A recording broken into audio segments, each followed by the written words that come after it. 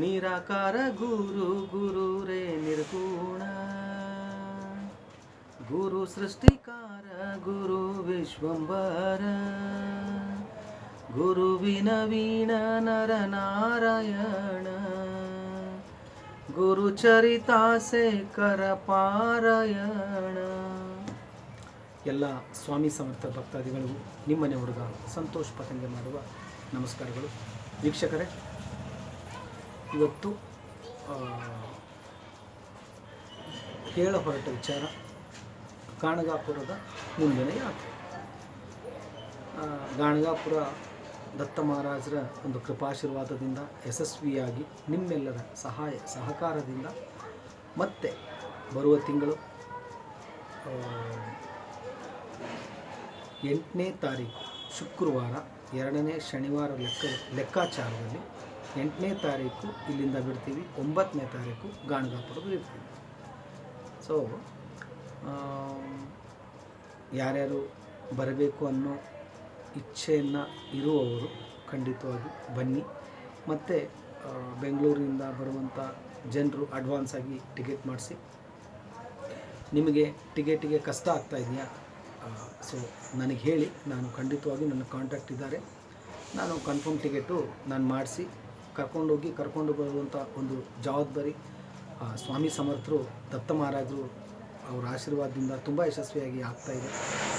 So ಯಾರ್ಯಾರು ಬರಬೇಕು ಅಂತ ಇದ್ದರೂ ಅಡ್ವಾನ್ಸ್ ಆಗಿ ಫೋನ್ ಮಾಡಿಕೊಂಡು ರೆಡಿಯಾಗಿ 8ನೇ ತಾರೀಕು ಬರೋ ತಿಂಗಳು. ಸೊ ನೋಡಿ, ಓಕೆ, ಅದ್ರ ಬಗ್ಗೆ ಒತ್ತಾಯ ಮಾಡುವಂಥದ್ದು ಏನೂ ಇಲ್ಲ. ಸೊ ರೂಲ್ಸ್ ಅಂತೂ ನಿಮ್ಗೆ ಗೊತ್ತೇ ಇದೆ. ಯಾರೇ ಪ್ರಸಾದ ಮಾಡ್ಕೊಂಡು ಬರೋಂಗಿದ್ರು ಈರುಳ್ಳಿ ಬೆಳ್ಳುಳ್ಳಿ ಮಾಡೋ ಹಾಗಿಲ್ಲ. ಮತ್ತು ಬೆಂಗಳೂರಿನಿಂದ ಯಾರು ಬರೋಕ್ಕೆ ಇಚ್ಛೆ ಪಡ್ತಾ ಇದ್ದಾರೋ ಅವರು ಒಂದು ಗುರುಚರಿತ್ರೆನ ಓದ್ಕೊಂಡು ಬರೋದು ಇನ್ನೂ ಪಾಸಿಟಿವ್ ವಿಚಾರ, ಅದು ತುಂಬ ಒಳ್ಳೆಯದು.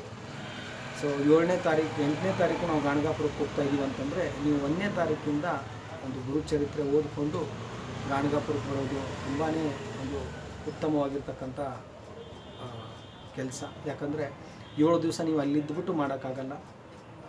ಮತ್ತು ಅನ್ನದಾನ ಯಾರ್ಯಾರು ನೀವು ಮಾಡ್ಕೊಂಡು ಬರ್ತಾಯಿದ್ರು ಅದೇ ಥರ ಮಾಡ್ಕೊಂಡು ಬನ್ನಿ.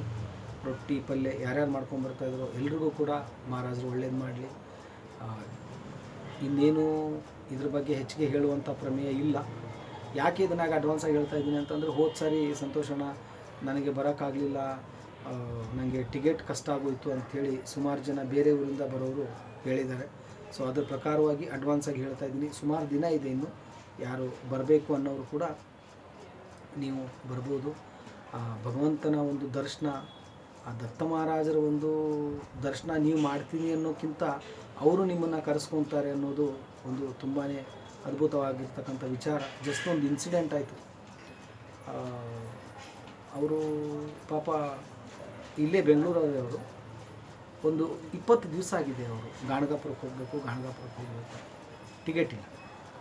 ಸುಮಾರು 75 ವಯಸ್ಸು, 69 ವಯಸ್ಸು, 65 ವಯಸ್ಸು. ಯೂಟ್ಯೂಬಲ್ಲಿ ನಾನು ನೋಡಿಬಿಟ್ಟು ನನ್ನ ನಂಬರ್ ತೊಗೊಂಡು ಫೋನ್ ಮಾಡಿದೆ.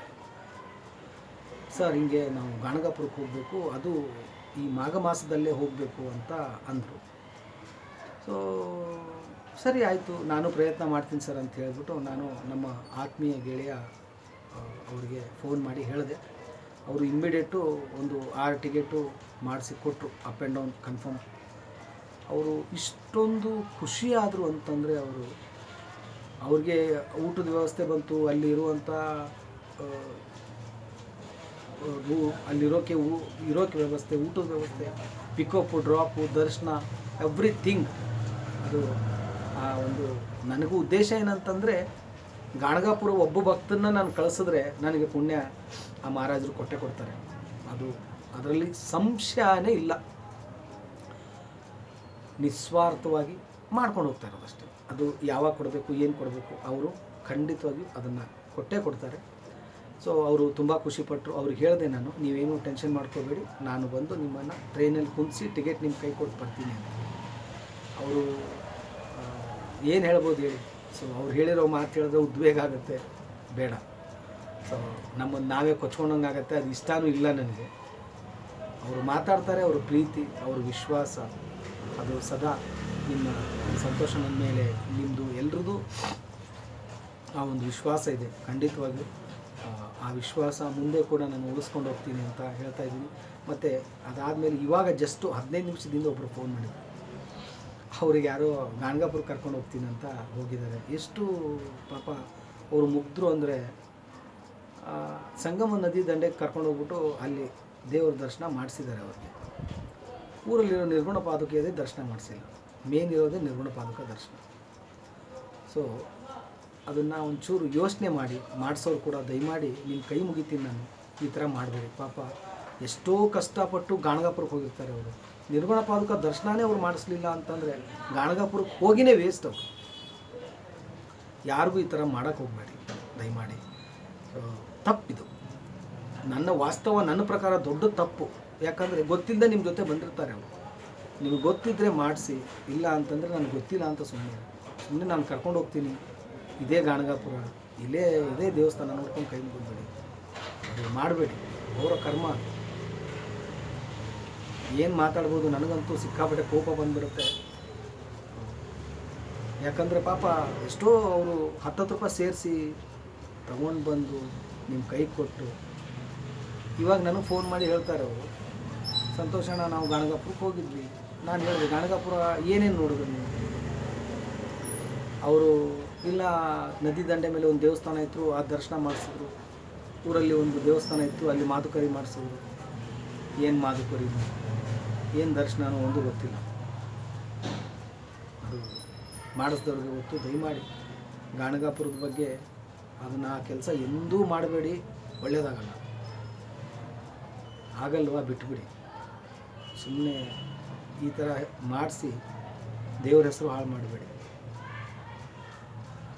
ಓಕೆ. ಸೊ ಅದೇ ವೀಕ್ಷಕರೇ, ನಾವು ಬರೋ ತಿಂಗಳು 8ನೇ ತಾರೀಕು ಬೆಂಗಳೂರಿಂದ ಬಿಟ್ಟು ಬಸವ ಎಕ್ಸ್ಪ್ರೆಸ್ ಟ್ರೈನ್ಗೆ ಹೋಗ್ತಾ ಇದ್ದೀವಿ. ಸೊ ಬಸವ ಎಕ್ಸ್ಪ್ರೆಸ್ಸಿಗೆ ಹೋಗಿ ಗಾಣಗಾಪುರ ದೇವಸ್ಥಾನಕ್ಕೆ ಹೋಗಿ ದರ್ಶನ ಮುಗಿಸ್ಕೊಂಡು ವಾಪಸ್ ಬೆಂಗಳೂರಿಗೆ ಬರ್ತೀವಿ. ಯಾರ್ಯಾರು ನಮ್ಮ ಜೊತೆ ಬರಬೇಕು ಅನ್ನೋರು ಅಡ್ವಾನ್ಸಾಗಿ ನಮಗೆ ಫೋನ್ ಮಾಡಿ ಅಂತ ಹೇಳ್ತಾ ಇಲ್ಲಿಗೆ ಈ ಒಂದು ವಿಡಿಯೋನ ಮುಗಿಸ್ತಾ ಇದ್ದೀನಿ. ಮತ್ತೆ ಒಂದು ಹೊಸ ವಿಡಿಯೋ ತೊಗೊಂಡು ನಿಮ್ಮ ಮುಂದೆ ಬರ್ತೀನಿ. ಅಲ್ಲಿವರೆಗೂ ಶ್ರೀ ಸ್ವಾಮಿ ಸಮರ್ಥ. ಜೈ ಜೈ ಸ್ವಾಮಿ ಸಮರ್ಥ.